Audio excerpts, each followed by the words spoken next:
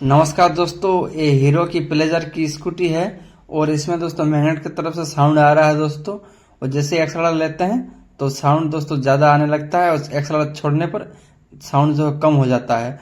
तो स्कूटी को चलाते हैं तो दोस्तों मिसिंग का भी प्रॉब्लम कर रहा है और मिसिंग का और साउंड का जो प्रॉब्लम है दोस्तों इसी कोयल से आ रहा है।